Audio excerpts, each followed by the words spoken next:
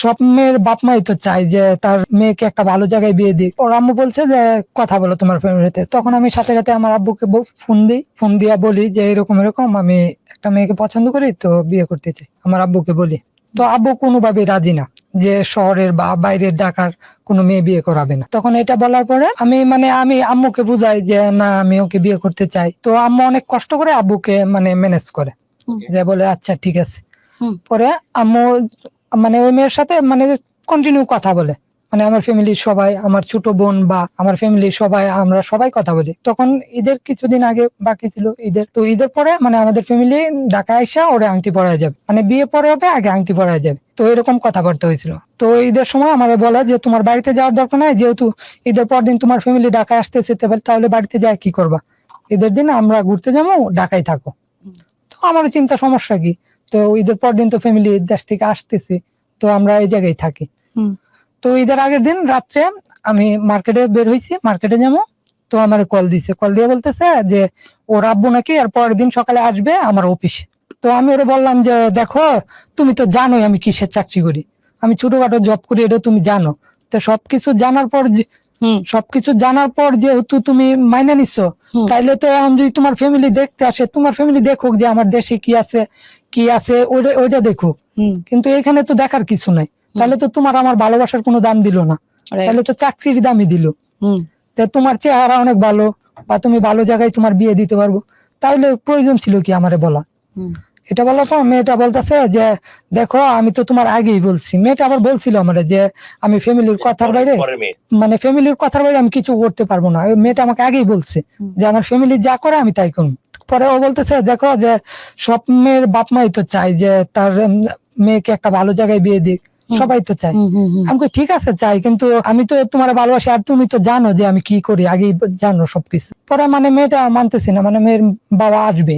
তো আমি বলছি তাইলে আর আমার দরকার নাই, তো কারণ আমি এখানে ছোট বড় চাকরি করি, তোমার জানে, তুমিও জানো, সবাই জানাও। পরে বলতেছে যে না, আব্বু বলছে যে আসবে, দেখবে, তারপর তোমার ফ্যামিলি আসবে। পরে এটা বলার পরে আমি রাগারাগি করে ফোন রাখা বন্ধ করে দিই। তো ঈদের দিন সকালে আমি কাকরাইল মসজিদে নামাজ পড়ি, সকালে বুড়ি উঠা রাত্রে ফোন বন্ধ করে রাখি। তো সকালে আমি কোনো হোটেল ছিল না খোলা, তো আমরা যে জায়গায় খাইতাম উনিও দেশে চলে গেছিল মহিলা, তো খাইতে অনেক দূরে হাইটা যাইতে হয়েছে, সেগুন বাগিচা হাইটে গেছি। গিয়া খাইতে বসছি, এইমাত্র কল দিছে, ফোন খোলার পর কল দিয়ে বলতেছে যে আমি কি করি। পরে বলতেছে যে আমি খাইতে আসছি। পরে বলতেছে যে কালকে থেকে কল দিতেছি, ফোন বন্ধ।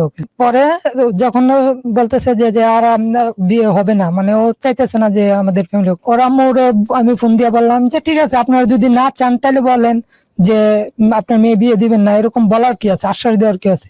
তারপর মেয়ের আম্মু বলতেছে যে দেখো বাবা, ও ইন্টারটা কমপ্লিট করুক, আর তুমি আর একটু ভালো পজিশনে যাও, তখন দেখা যাইব। তো তখন আমি বুঝতে পারছি যে ওনারা রাজি না। তো আমি বললাম আচ্ছা ঠিক আছে। এটা বলার পর ফোন কাটে দিয়ে দেশে চলে গেছি। ওই দিনই দেশে চলে গেছি, ঈদের দিনই দেশে চলে গেছি। আবার আমার আম্মু অসুস্থ ছিল, তো আমি দেশে চলে গেছি। দেশে চলে যাওয়ার পর টোটালি ওর সাথে আর যোগাযোগ করি নাই। তো আমার মন খারাপ ছিল প্রচুর পরিমাণে। পরে আমার একটা ফ্রেন্ড, এই জায়গারই আবার পল্টনের একটা ফ্রেন্ড, তো সবকিছু দেখছে।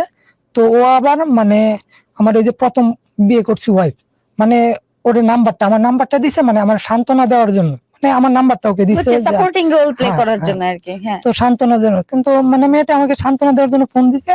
জাস্ট 1-2 দিন কথা বলতে বলতে ওর সাথে একটা ভালো সম্পর্ক হয়েছে। সম্পর্ক ফার্স্ট টাইম ওর সাথে দেখা করি রমনা পার্কে। ফার্স্ট টাইম দেখা করি, দেখা করার প্রায় 3-4 দিন পরেই আমি সিদ্ধান্ত নেই যে ওরে বিয়ে করবো, যে আমি ডিসিশন নেই যে ওরে বিয়ে করবো। কিন্তু এই জায়গায় কোথায় করবো, ঢাকায় তো করতে গেলে কোনো বিপদে পড়তে পারি। তো আমি কি করলাম, ওকে নিয়ে আর আমার ওই ফ্রেন্ডটাকে নিয়ে, যে ফ্রেন্ডটা নাম্বার দিছিল ওই ফ্রেন্ডটাকে নিয়ে একবারে আমি দেশে চলে যাই, বিয়ে না করে এই দেশে চলে যাই মেয়েটাকে নিয়ে। আমার বাড়িতে চলে যাওয়ার পর আমার আম্মুর সাথে আবার আব্বুর ঝগড়া ছিল। তো আমার আম্মু ছিল নানুর বাড়িতেই ছিল, তো আব্বু আমাদের বাড়িতে ছিল, নানুর বাড়িতে। আমি গিয়ে নানুর বাড়িতে উঠি, মেয়ে নিয়ে নানুর বাড়িতে উঠি। ওঠার পর আব্বু কিভাবে খবর পেলো যে আমি নাকি বিয়ে করে বউ নিয়ে নানুর বাড়িতে গিয়ে উঠছি। তো আমি তো বিয়ে করি নাই, কিন্তু নিয়ে গেছি। তো আব্বু আবার অনেক এলাকার চেয়ারম্যানের কল দিছে যে করতে মেয়ে ধরে নিয়ে আসছি, এসে অনেক কিছু আমার আর কি বলার জন্য। আচ্ছা, তো ফাইনালি আপনারা বিয়েটা করলেন? হ্যাঁ, বিয়ে করলাম। ফাইনালি আপনারা বিয়েটা করলেন। হ্যাঁ, এবার আগে বাড়েন। বিয়ের কিছুদিন সম্পর্ক ভালো ছিল, ফ্যামিলির সাথে সবার সাথে সম্পর্ক ভালো ছিল, আমার ওয়াইফের সম্পর্ক সবাই মানে খুব আদর করতো।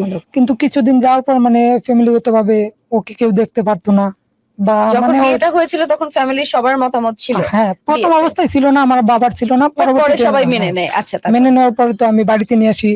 আমার বউকে বাড়িতে নিয়ে আসার পর মানে কিছুদিন মাস তিনেক ভালো ছিল। মাস তিনেক ভালো পরে মানে কারোর সাথে ও মিলতে পারতো না, কারণ ওর ঢাকায় ছিল, ওর বাড়ি ছিল ঢাকা, তো মিলতে পারতো না। তো আমি যতটুকু সাপোর্ট করার ওরে সবসময় করতাম, যতটুকু পারতাম ততটুকুই করতাম। তো তখন আমার পরিস্থিতি ওইরকম ভালো ছিল না, টাকা পয়সা বা নিজের যা ইনকাম করতাম কোন রকম চলতো। আর আমার ওই যে একটা ফুফা ছিল, মানে উনি সাপোর্ট করতো সব সময়।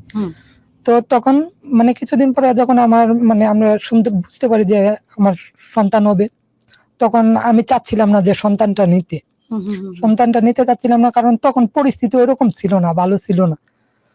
তো মানে ও চলে যায় ওর দাদির বাড়িতে, আমার ওয়াইফ ওদের বাড়িতে যাওয়ার পরে মানে ও ওইখানে থেকে মানে সন্তানটা নষ্ট করব না এরকম। তারপর মানে ওর দাদির বাড়িতে গিয়ে বলে যে যে সন্তান নষ্ট করা যাবে না, মানে ও ভাবতেছে যে ওকে রাখবো না, এই কারণে আমি সন্তান নিতে চাইছি না। পরে ও ওই জায়গায় ছিল প্রায় 3 মাসের মতো ওই জায়গায় ছিল। তখন আমি বললাম যে ঠিক আছে, যাওয়া হবে, ঠিক আছে তুমি বাসায় চলে আসো। পরে ওর বাড়ি থেকে লোক দিয়া নিয়ে চলে গেছে, আমাদের দেশে নিয়ে রাইখা আসছে। তো আমি আমার ফ্যামিলির সাথে তো মিলতে পারি না, তো আমি ওকে নিয়ে আলাদা হয়ে যাই, মানে ফ্যামিলিগতভাবে আমাকে আলাদা করে দেয়। তো তখন আমাদের রুমও কিন্তু একটাই ছিল, ওই একটা রুমই ছিল, একটা রুমে মানে মাঝে যে পার্টিশন ছিল, ওরা ওই পাশে থাকতো, আমরা এই পাশে থাকতো। যখন ওদের সাথে কাছ থেকে আলাদা হয়ে যায় তখন তার এই রুমে থাকা যাবে না, তখন আমি আমার দাদার ঘরে চলে যাই, দাদার ঘরে থাকি, দাদার ঘরে সবকিছু করি। তো আমার সন্তান হওয়ার সময় মানে ওই সময় করোনা ছিল, তো ওই সময় টাকা পয়সার খুব ইয়া ছিল। তারপর আমার সন্তান হবে করোনার সময়, তখন আমার হাতে টাকা পয়সা ছিল না। তো আমার এক বড় ভাই ছিল, দুলাভাই, ফুফাতো বোনের জামাই। তো ওনাকে ফোন দিলাম যে ভাই এমন এমন সমস্যা। পরে ভাই আমাকে 15,000 টাকা দিছিল, তখনকার 15,000 টাকা দিছিল। আর মানে আমার ওয়াইফের দাদি দিছিল 5,000 টাকা, আর নানি শাশুড়ি দিছিল 5,000 টাকা। পরে 27,000 টাকা খরচ হয়েছিল। তারপর মানে আমার সন্তান হওয়ার সময় মানে ওরা দিছিল টাকা পয়সা। তো ছেলে হইলো, তো খুশি, সবাই খুশি। ছেলে হওয়ার পর আমার আবার পজিশন খুব ভালো হয়েছিল, মানে যে কোনো ভাবে ভালো হয়েছিল বলতে আমি অনলাইনে খেলাধুলা করতাম তখন। তুই তো জুয়াড়িও বটে। হ্যাঁ।